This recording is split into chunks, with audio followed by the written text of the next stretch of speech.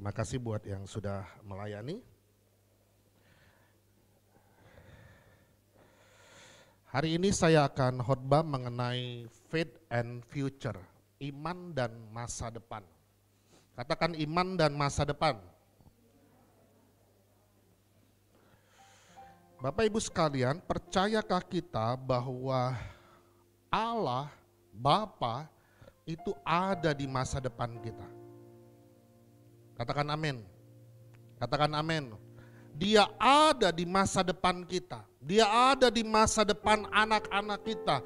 Dia ada di masa depan generasi kita. Dia ada di segala musim hidup kita. Amin. Amin.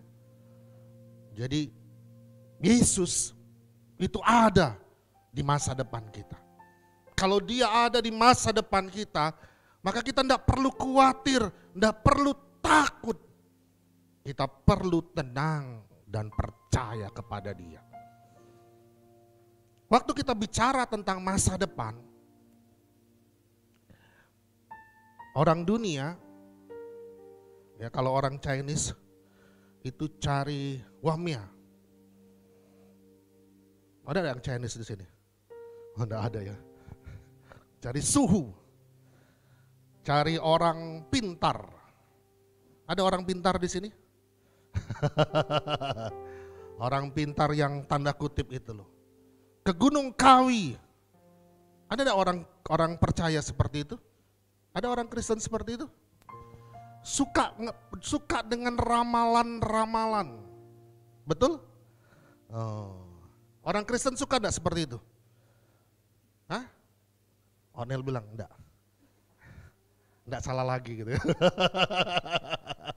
Enggak nian atau enggak salah lagi gitu. Manusia suka dengan ramalan-ramalan akan masa depan.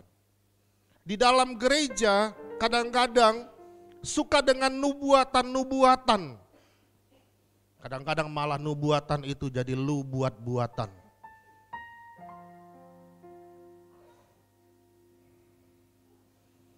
Orang cari tahu masa depan mereka. Orang pengen tahu apa yang terjadi di masa depan mereka. Apa yang terjadi 1 bulan ke depan. Apa yang terjadi 1 tahun ke depan. Apa yang terjadi 5 tahun ke depan. Apa yang terjadi 10 tahun ke depan. Mereka pingin tahu. Anda pingin tahu?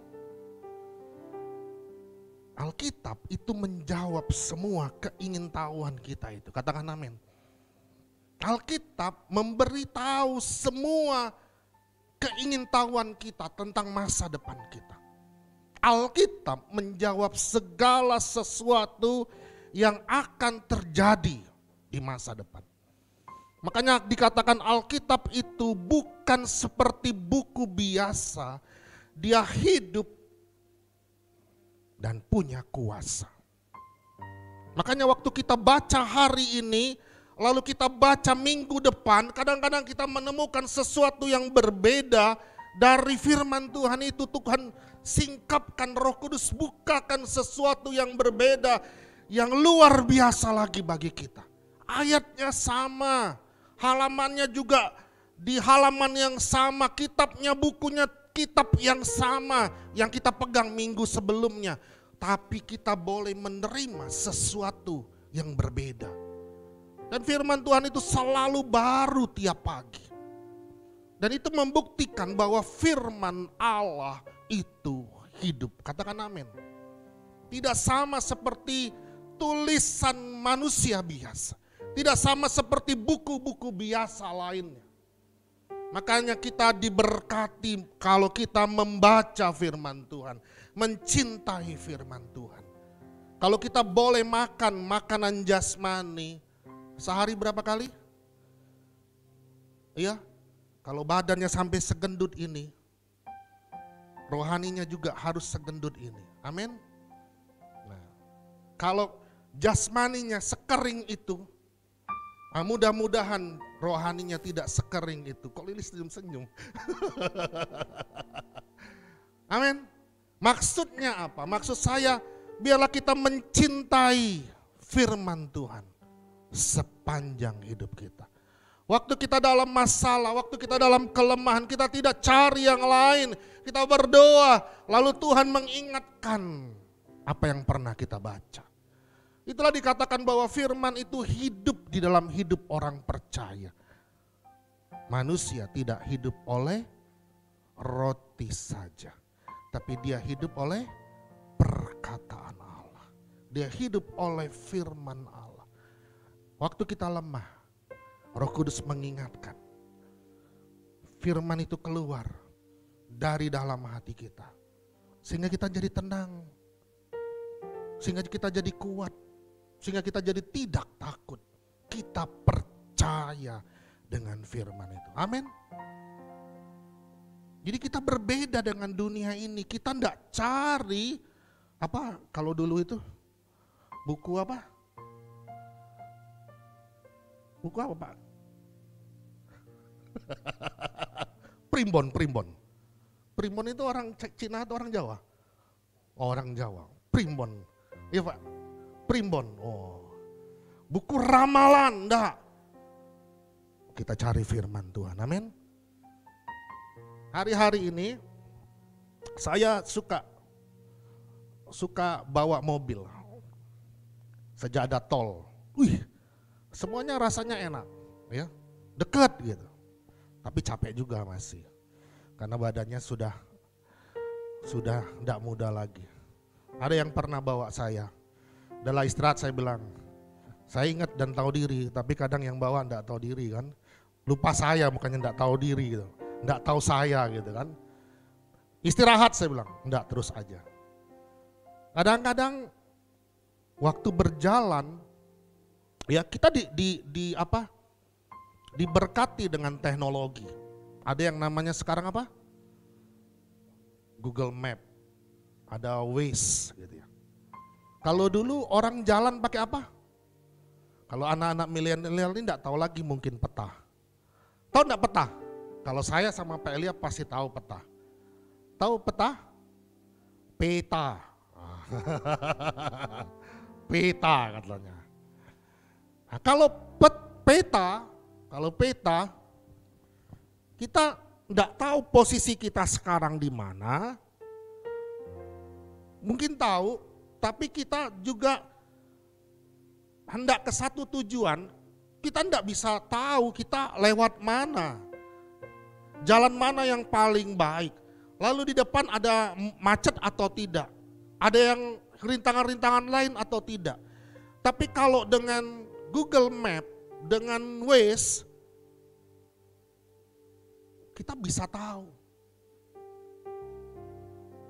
Firman Tuhan itu seperti Google Map buat orang percaya. Firman Tuhan itu seperti Waze. Waze ya manggilnya. Bukan Waze ya. Waze bagi orang percaya. Nah, hari ini kita akan melihat firman Tuhan yang adalah Google Map, Waze bagi orang percaya. Ya, makanya temanya Faith and Future. Yuk baca kita Kejadian pasal 12 ayat yang pertama. Jadi 2 minggu lalu saya sempat khotbah tentang Abraham. Abraham itu adalah bapa segala bangsa. Dia disebut juga sahabatnya Tuhan. Dia bapa orang percaya di kitab Galatia. Tapi dia bukan orang yang sempurna sebetulnya. Berkali-kali dia jatuh. Berkali-kali juga dia gagal. 2 minggu lalu saya berkata, puji Tuhan kita gagal, tapi Allah kita tidak pernah gagal. Dan kita ada di dalam Dia yang tidak pernah gagal itu. Amin. Nah, hari ini kita akan belajar tentang kehidupan Abraham. Jadi awalnya Abraham itu punya nama Abram. Dia orang Ur. Orang Ur itu bukan orang percaya. Tapi justru di dalam kelemahannya, di dalam kekurangannya, Tuhan datang sama dia. Dan kemudian Tuhan membuat perjanjian dengan Abraham. Yuk baca ayat ini. Kejadian pasal 12 ayat yang pertama.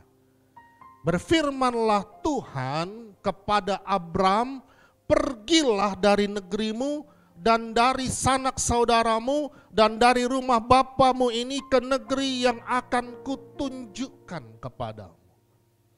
Berfirmanlah Tuhan, Tuhannya huruf besar semua. Berfirmanlah Yahweh.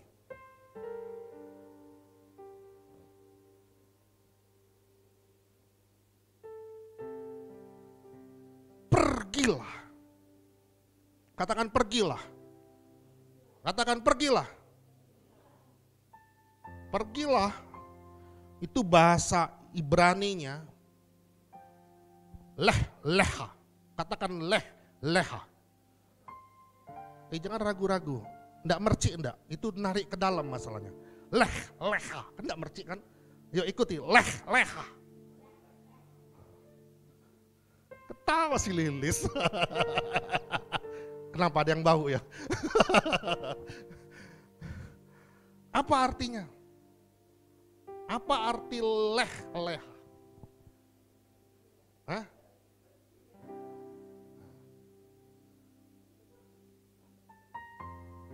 Mananya ini PowerPoint ini? Nah. Leha itu artinya go away from yourself.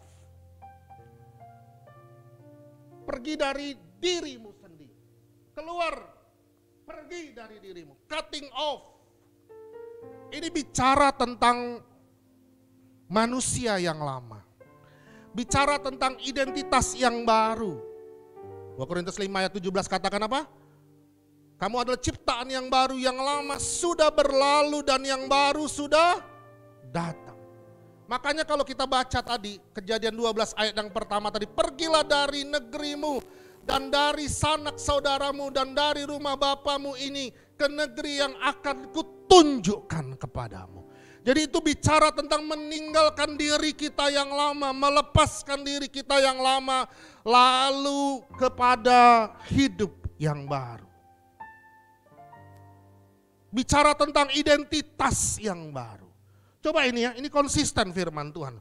Ini konsisten janji Tuhan. Jadi janji Tuhan itu sudah ada di dalam kitab Kejadian. Penebusan itu sudah bicara di dalam kitab Kejadian. Allah memberikan manusia identitas yang baru itu sudah ada di kitab Kejadian. Coba perhatikan ini, dikatakan apa? Pergilah dari negerimu dan dari sanak saudaramu dan dari rumah bapamu ini ke negeri yang kutunjukkan. Coba perhatikan. Yoel, Panjaitan. Kamu orang mana? Orang Tapanuli. Tapanuli itu Tapanuli kota atau desa? Desa. Desanya namanya apa? Hah? Lumban Biru. Oh, kenapa kulitmu tidak biru? Atau matamu tidak biru? Enggak ada lagi itu. Itu bicara apa? Bicara dia lahir di mana, di kampung apa. Betul? Tempatnya di mana? Pergilah dari negerimu, tempat tinggalnya saat itu. Itu bicara tentang identitasnya, alamat. Orang mana? Kalau kita keluar negeri, ditanya, orang mana? Orang Indonesia. Indonesia mana? Sumatera Utara. Orang Medan.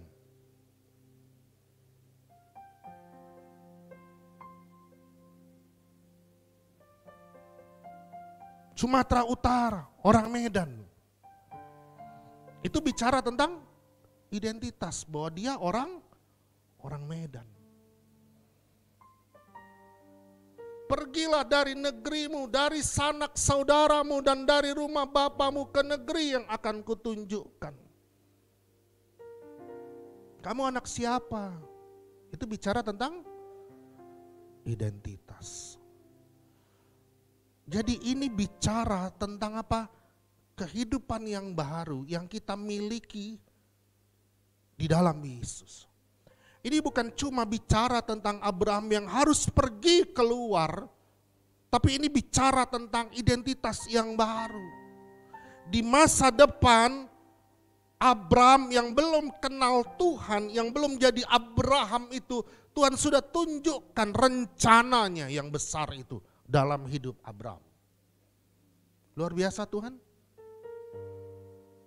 Leh-leha. Ada leh-leha dalam hidup Abraham.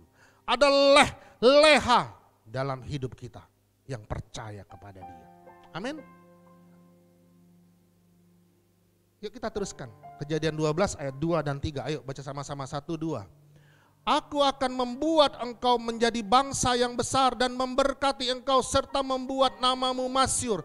Dan engkau akan menjadi berkat. Aku akan memberkati orang-orang yang memberkati engkau dan mengutuk orang-orang yang mengutuk engkau, dan olehmu semua kaum di muka bumi akan menjadi. Coba perhatikan, berkali-kali Tuhan katakan apa? 2 kali Tuhan katakan aku akan. Siapa yang mengerjakan? Tuhan sendiri. Lalu siapa yang menerima? Abraham. Itu bicara tentang hidup kita. Hidup kita bukan tentang apa yang kita buat, tapi hidup kita tentang apa yang Tuhan rancangkan untuk kita. Aku akan.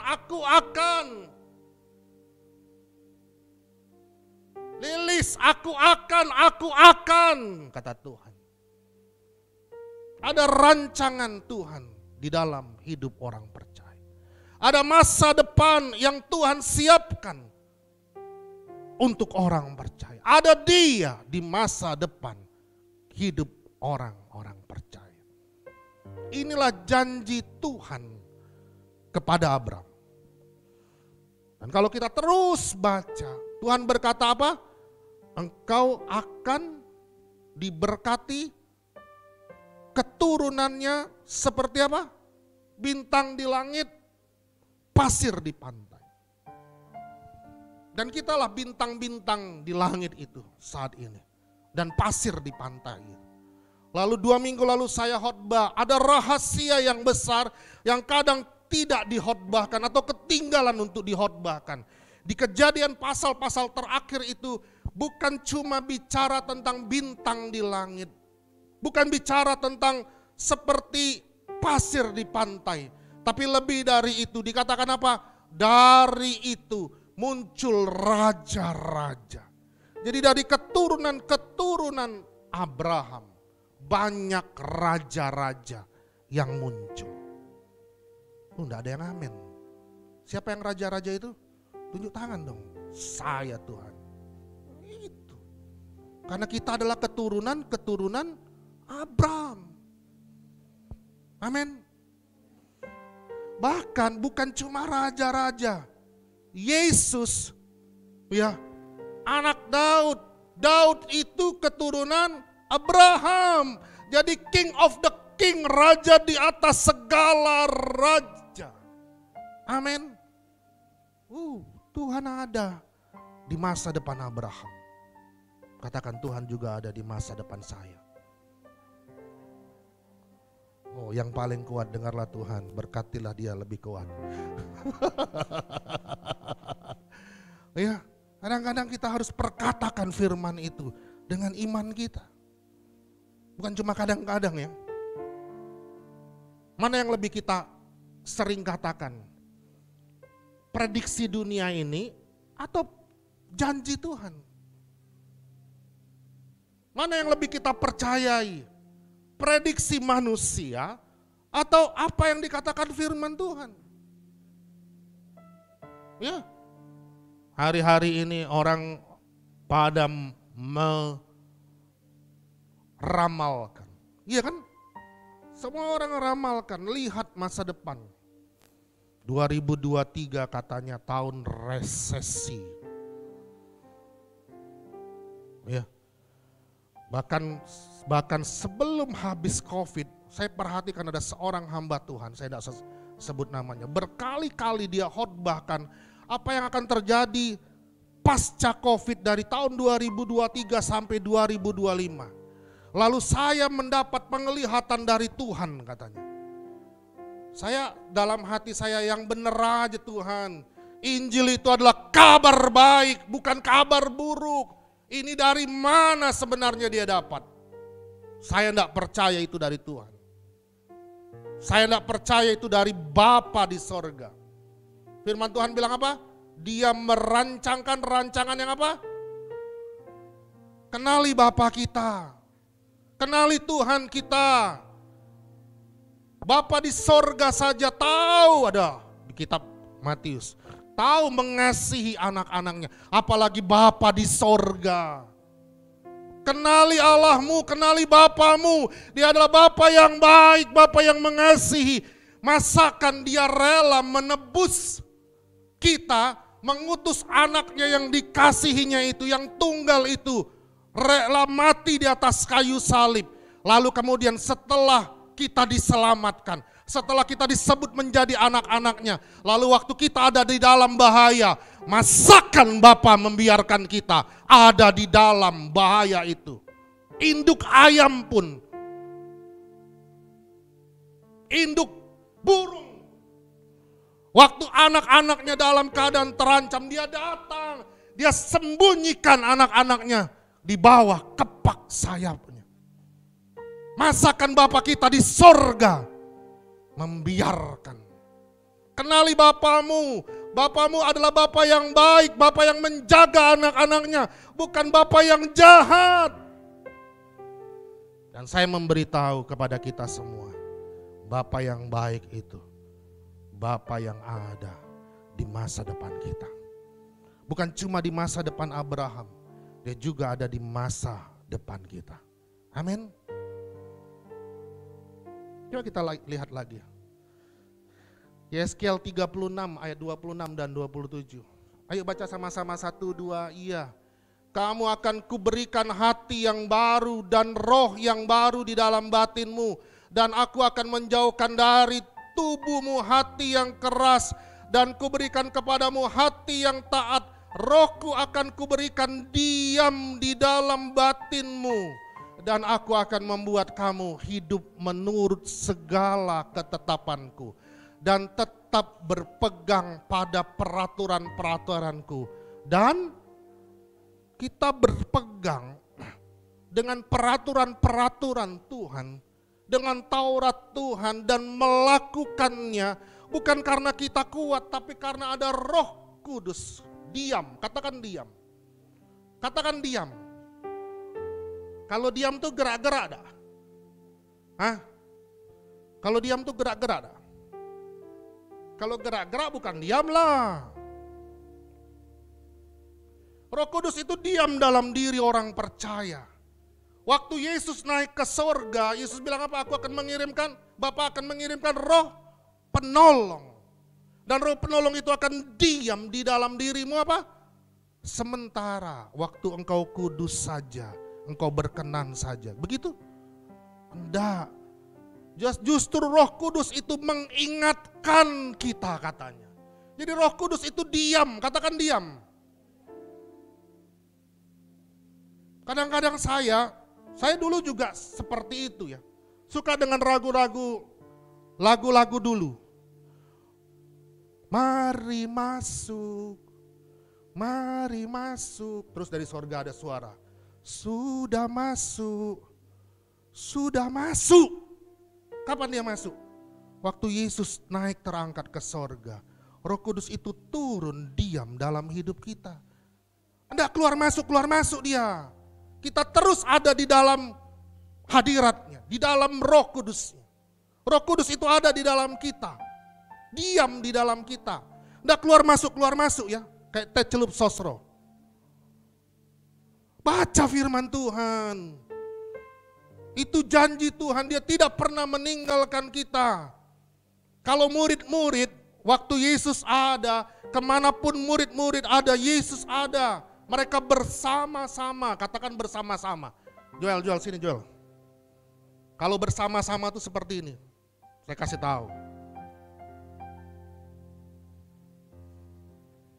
Jalan yuk sama-sama. Bersama-sama ini.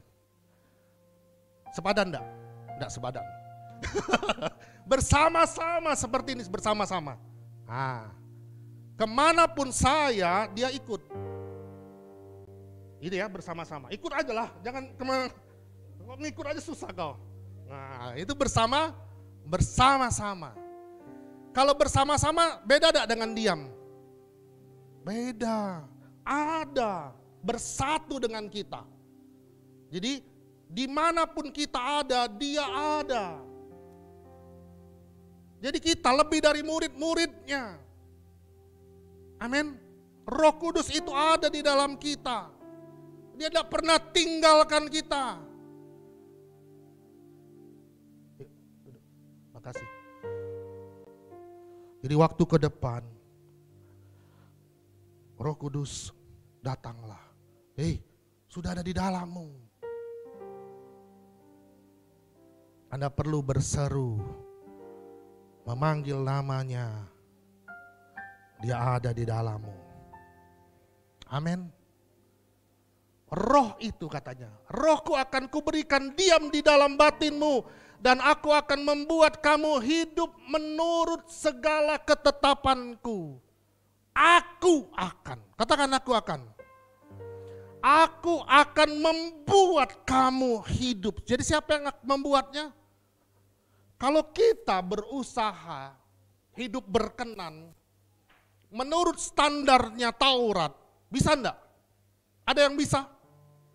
Ada yang bisa penuhi standarnya Taurat? Saya tanya lah, kalau ada tolong angkat tangan. Ini hari Minggu, tanggal 16. Mulai hari Senin tanggal 9 di kemarin. Ada enggak yang tidak melakukan dosa? Tolong angkat tangan. Yang enggak melakukan kesalahan, tolong angkat tangan. Kalau ada majulah ke depan, bukan saya tumpang tangan, bukan, supaya kami sembah sama-sama. Nggak ada. Itulah buktinya kita butuh juru selamat, butuh Yesus. Makanya kita bilang kita hidup oleh anugerah. Nggak ada yang bisa memenuhi standar Taurat itu. Makanya apa? Bukan karena kita, tapi firman Tuhan bilang apa? Aku akan membuat kamu hidup menurut segala ketetapanku dan tetap berpegang pada peraturan-peraturanku dan melakukannya. Jadi yang buat bukan karena gagah perkasanya kita, maka kita bisa taati firman Tuhan. Bukan karena ketaatan kita, bukan. Tapi karena Roh Kudus yang ada di dalam kita yang mengerjakan itu semua untuk kita. Maka kita dimampukan. Amin. Waktu kita berdosa, Roh Kudus itu mengingatkan kita, menginsafkan kita. Itu firman-Nya. Amin. Dia diam, katakan diam, tinggal di dalam kita. Ada selama-lamanya. Tepuk tangan bagi dia. Dia ada di masa depanmu. Dia ada di masa depan anak-anak cucu kita. Tadi bicara tentang Abraham. Sebenarnya kalau kita baca kitab Kejadian, maka kita akan lihat umur Abraham. Jadi 0 sampai 74 tahun, tidak banyak yang diceritakan tentang Abraham. Paling diceritakan dia berasal dari Ur dan dia adalah penyembah berhala. Dia tidak kenal Tuhan. Lalu di umur 126 sampai 175, kita ketemu bahwa dia disebut Bapa segala bangsa, Bapa orang beriman, sahabatnya Allah. Di kitab Galatia kita adalah keturunan-keturunan Abraham. Jadi paling banyak itu diceritakan waktu dia usia 75 sampai 125 tahun. Di antara umur inilah kisah Abraham banyak dikisahkan. Kisah tentang dia yang gagal. Waktu dia bicara bersama Lot, dia berjalan sama Lot, lalu dia katakan sama Lot, Lot, kamu pilih. Main-main dia dengan firman Tuhan. Padahal Tuhan bilang apa? Aku tetapkan tanah perjanjianmu, tanda perjanjian itu bagimu. Jadi Tuhan sudah tetapkan, tapi dia suruh pilih Lot. Lot pilih. Wah, kadang-kadang kita sombong sekali ya. Untung aja Lot enggak pilih. Lot pilih apa yang dikatakan oleh dunia. Tempat yang di mata dunia itu seolah-olah menjanjikan. Lalu cerita tentang Abraham yang masuk ke sebuah negeri. Waktu dia mau masuk, lalu dia merancangkan rancangannya, bukan rancangan Tuhan. Perhatikan berkali-kali dia jatuh. Dia bilang sama istrinya Sarah, kamu itu cantik deh. Jadi kalau kita nanti ke dalam sana aku bahaya. Nggak bertanggung jawab kali ya si Abraham ini ya.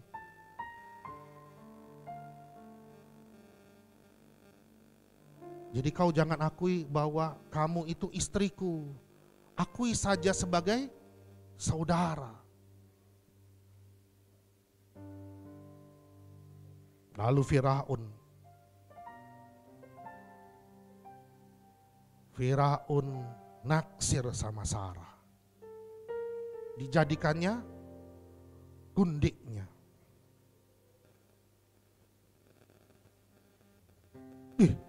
Saya membayangkan ini, Abraham itu sudah salah, tapi dia diberkati loh, lewat si Firaun. Abraham yang salah, perhatikan, gara-gara Abraham, coba, Kejadian 12 ayat 10, kita baca, 1, 2, iya. Ketika kelaparan timbul di negeri itu, pergilah Abraham ke Mesir. Oh, bukan ayat ini ya. Saya lompat dulu.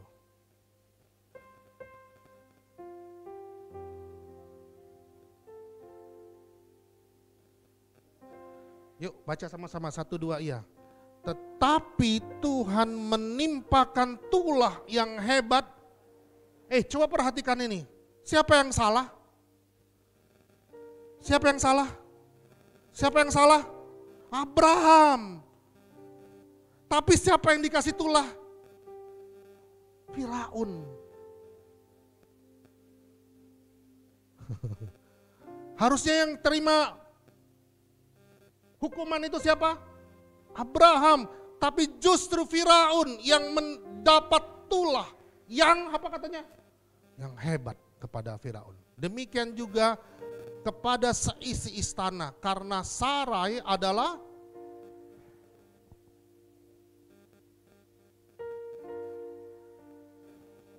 lalu Firaun panggil Abraham. Sebenarnya siapa Sarai ini? Lalu Abraham bilang, sesungguhnya dia adalah istriku. Tahu Firaun? Biasanya Firaun pasti ambil tindakan lah, dia dibohongi, dia ditipu. Harusnya Abraham pergi kata Firaun, cuma pergi saja. Dan firman Tuhan bilang apa? Berkat yang sudah diterima Abraham itu dibawa oleh Abraham. Firaun tidak ambil lagi, tetap pergi mereka. Yang salah itu Abraham, tapi yang kena tulah itu Firaun. Pikirkan ini. Dan ini kalau kita baca terus, ini terjadi 2 kali. Ini bicara tentang kegagalan Abraham. Tapi di dalam kegagalan Abraham, Tuhan selalu membela Abraham. Ada selalu anugerah Tuhan. Ya, harusnya tidak berkenan Abraham itu disebut bapa orang beriman. Mana berimannya?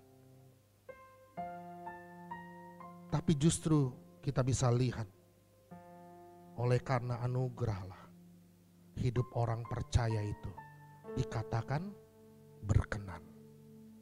Bukan oleh karena perbuatan yang mana coba? Berkali-kali Sarai suruh Abraham, ambillah budakmu itu, si Hagar, jadikan dia istrimu. Dan itu sekarang jadi dosa sepanjang masa karena kesalahan Abraham. Berkali-kali Abraham gagal, tapi berkali-kali juga Tuhan menunjukkan. Jadi sebenarnya kisah ini bukan kisah tentang Abraham menurut saya. Tapi ini adalah kisah tentang kesetiaan Tuhan buat Abraham. Ini adalah cerita tentang kesetiaan Tuhan buat anak-anaknya, buat umat-umatnya. Dia ingin menunjukkan, dan dia sudah menunjukkan bahwa dia adalah pribadi Allah yang setia itu. Katakan amin. Coba lihat ya, saya mundur tadi, saya lompat tadi. Ya, waktu Abraham dalam masalah, coba perhatikan, kemana dia pergi? Kejadian 12 ayat 10, coba baca. Ketika kelaparan timbul di negeri itu, apa? Pergilah Abraham kemana? Ke Mesir untuk tinggal di situ sebagai orang asing. Sebab hebat kelaparan di negeri itu. Jadi ini negeri yang dijanjikan Tuhan. Kadang-kadang, ya, leh-leha itu tidak seperti yang kita bayangkan. Leleha itu sebetulnya bukan bicara tentang tempat, tapi leleha itu bicara tentang pribadi buat orang percaya. Bagi Israel itu bicara tentang tempat, bicara tentang Kanaan. Waktu Abraham masuk ke tempat perjanjian itu, dikatakan apa? Terjadi kelaparan yang hebat. Waktu terjadi kelaparan yang hebat, coba perhatikan kemana Abraham?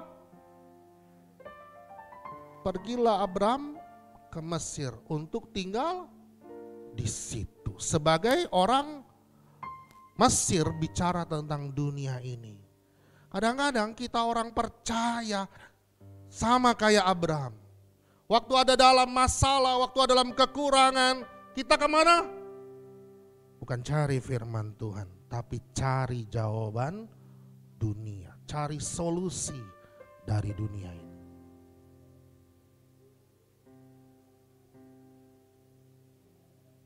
Berkali-kali Abraham sebetulnya menunjukkan bahwa dia tidak layak disebut bapak orang beriman.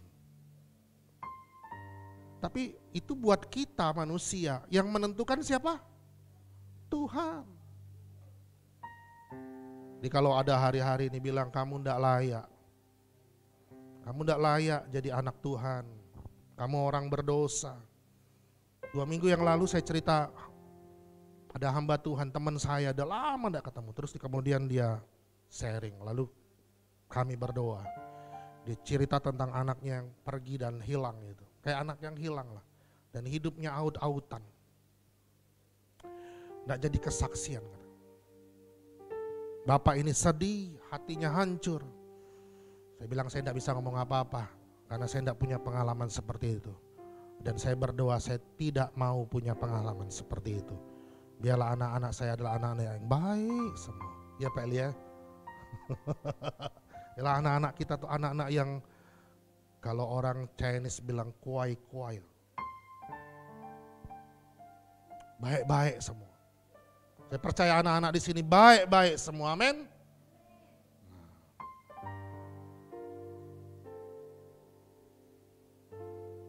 Kemarin dia telepon. Karena waktu itu saya bilang, kalau dia pernah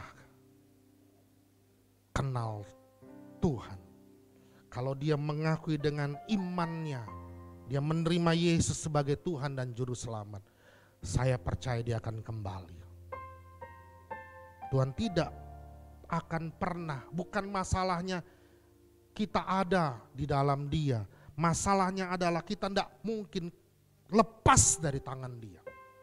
Yohanes 10 ayat 28-29. Kita itu ada di dalam genggaman. Bukan bicara tentang betapa kuatnya tangan kita memegang tangan Yesus. Tangan Bapa di sorga. Tapi ini bicara tentang betapa kuatnya tangan Tuhan memegang tangan kita. Amin. Tangan Tuhan yang kuat itu memegang tangan kita. Itu kan firman Tuhan kan? Bukan bicara tangan kita yang kuat memegang atau meraih tangan Tuhan. Tapi bicara tentang tangan Tuhan yang kuat itu meraih kita. Lalu memegang kita dengan kuat. Itulah kehidupan orang percaya. Dan anaknya itu pulang. Kembali. Nangis di pelukan bapak mamanya. Minta ampun. Lalu mereka berdoa. Dan kembali menjadi keluarga yang indah. Tidak akan bisa kita lari dari kasih Tuhan. Tidak akan bisa kita lari dari kebaikan Tuhan. Kita pasti ingat betapa Bapa itu mengasihi anaknya. Cerita tentang anak bungsu yang hilang itu. Ya, waktu dia pulang, dia mau pulang. Waktu dia makan makanan apa? Katanya ampas babi. Itu bicara waktu kita tertarik dengan dunia ini. Dunia ini tidak akan pernah mampu memelihara kita. Akhirnya apa? Ampas babi dimakan. Sebenarnya dari firman Tuhan kita bisa belajar waktu kita lari kepada dunia ini, ampas babi yang kita makan. Anak yang hilang itu makan ampas babi itu. Dan waktu dia makan ampas babi itu dia nangis lalu dia teringat dengan Bapaknya, firman Tuhan bilang. Lalu dia bilang dalam hatinya, aku tidak berkenan lagi disebut sebagai anak Bapa. Aku ingat hamba-hambanya Bapa itu diberi makan makanan yang sehat, makanan yang bermutu oleh Bapa. Biarlah aku kembali jadi hamba, bukan jadi anak. Dia ngerasa tidak berkenan. Lalu waktu dia kembali, coba perhatikan ya, nanti baca di rumah. Waktu dia kembali, firman Tuhan bilang apa? Bapak itu dari jauh dia lihat anaknya, lalu dia lari mengejar. Bukan tentang anaknya yang lari datang kepadanya, tapi tentang Bapak itu yang lari mengejar datang kepada anaknya. Itu bicara tentang apa? Bicara tentang kasih Bapa yang meraih hidup kita. Dia utus anak yang tunggal itu turun dari sorga yang mulia untuk meraih kita. Bicara tentang kasih Bapa itu. Bukan kita yang lari, cari dia. Tapi dia yang cari kita. Sudah berdosa. Lalu dikasih apa? Dikasih kasut, dikasih cincin, dikasih apa lagi? Jubah. Dikasih apa lagi? Pesta. Wah, ini kan bersalah ini tadi. Melakukan pelanggaran besar. Tapi justru kebaikan Bapa yang dia terima. Dia tidak diterima seperti dugaan anak bungsunya tadi. Aku tidak berkenan. Tapi Bapa tetap menerima anaknya sebagai anaknya. Sekali anak, tetap anak.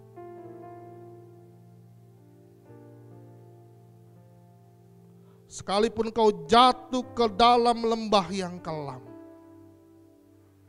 engkau tetap anak Bapa. Waktu engkau melakukan dosa, misalnya anakmu melakukan dosa, pelanggaran yang sangat besar sekali yang tidak bisa kau maafkan.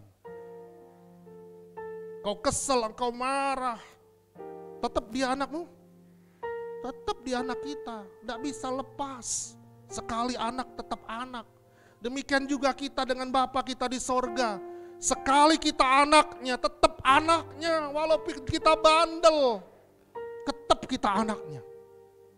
Manusia yang tidak bisa menerima kita, manusia yang menolak kita, menganggap kita tidak berkenan, tapi bagi Bapa di sorga, sekali anak, tetap anak. Itulah kebaikan Bapa. Itulah pribadi Bapa yang setia, Bapa yang baik bagi kita. Kekristenan itu bukan bicara tentang agamawi. Kekristenan itu bukan bicara tentang aturan-aturan. Kekristenan itu bicara tentang kabar baik, bercerita tentang Yesus yang turun ke dunia. bagi orang berdosa. Yesus datang ke dunia, dia benci dosa, tapi dia cinta orang berdosa. Makanya gereja itu tempat orang berdosa seperti saya dan Anda. Lalu kita diselamatkan. Jadi kalau ada orang penjahat kelas kakap sekalipun masuk dia dalam ruangan ibadah ini, bukan masalah kamu terima enggak terima, masalahnya Bapa di sorga terima dia. Bukan masalah gembalanya di depan ini enggak terima dia, masalahnya Bapa di sorga terima dia. Jadi gereja itu adalah tempat orang berdosa. Kadang-kadang kan di dalam gereja kan seperti itu kan? Ya enggak? Itu kan berapa tahun di penjara. Tuh lihat, tato di kiri, di kanan, di jidat gitu ya.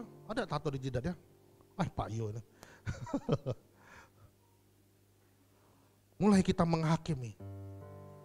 Mulai kita mengukur-ukur. Bapamu di sorga menerima dia apa adanya. Ya, Abraham itu tidak berkenan. Tapi bukan bicara tentang perkenanan. Karena dia perbuatannya tidak layak. Tapi bicara tentang memang Bapa di sorga yang memberikan itu kepada dia. Ya. Pergilah Abraham, balik lagi dia ke Mesir. Itulah cerita yang tadi di sini. Di sini. Kehidupan Abraham yang gagal.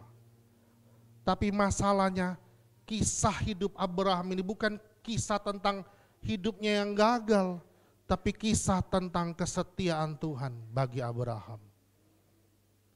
Katakan amin.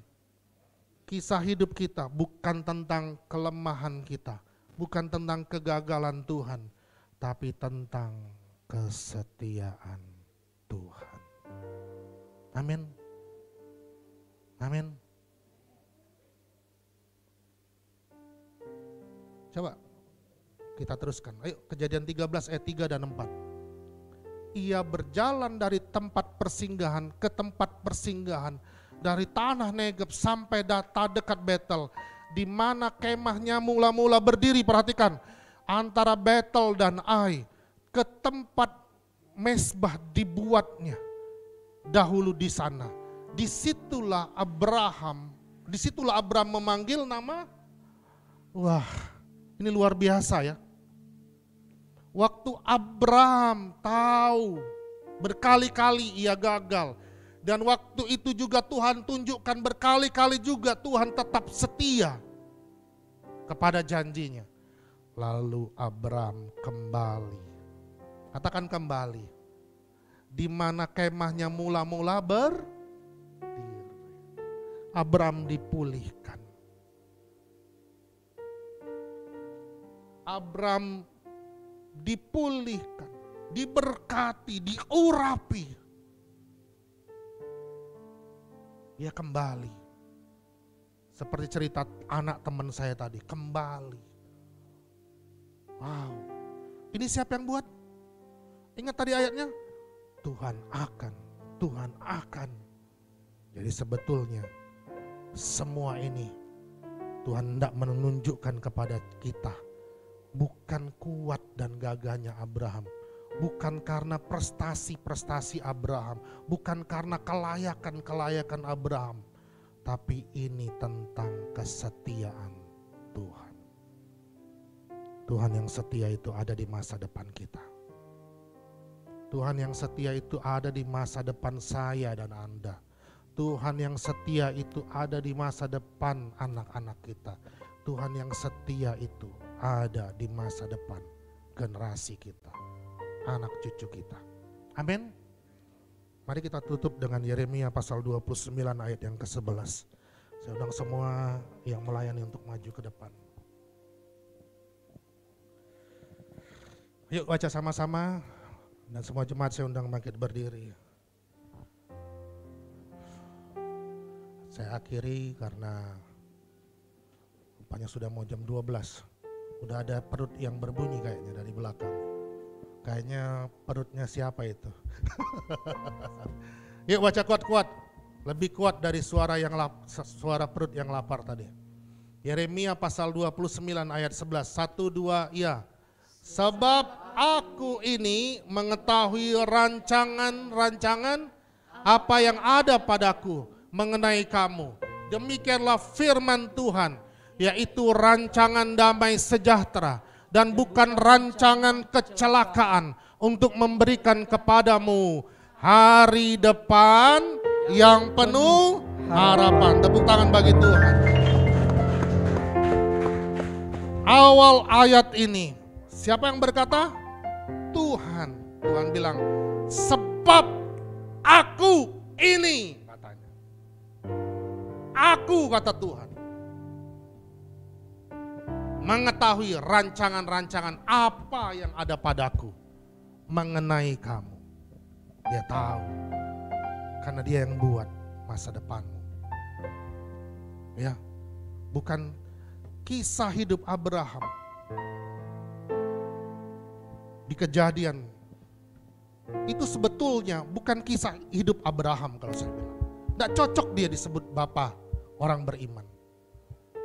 Sama seperti kita. Ya kadang-kadang ada, dulu saya sempat dengar, wah itu kan cerita tentang saya, Pak Yoni nyindir-nyindir saya. Wah kan nyindir lagi, nyindir lagi. Waktu saya siapkan firman Tuhan, memang gue pikirin, memang gue bayangin wajahmu yang penuh jerawatan. Enggak lah ya, GR kali gitu. Enggak, gue nyindir-nyindir lo. Anda, itu bicara tentang Roh Kudus, firman Tuhan itu. Hatimu meresponi firman Tuhan itu, mengingatkan. Roh Kudus mengingatkan kita. Firman Tuhan itu diterjemahkan oleh Roh Kudus, mengingatkan kita. Sekali lagi, kalau ada hari ini, kok sama ya? Kok sama ya? Untuk saya siapkan firman Tuhan, saya juga harus berkata, Tuhan, aku sebenarnya tidak layak. Kisah Abraham itu adalah kisah kami, kisah hidup kegagalan-kegagalan kami. Tapi syukur kepada Tuhan, ini sesungguhnya bukan bicara tentang hidup kami. Ini sesungguhnya bicara tentang kesetiaan Tuhan di sepanjang langkah dan hidup kita. Dia ada di segala musim hidup kita.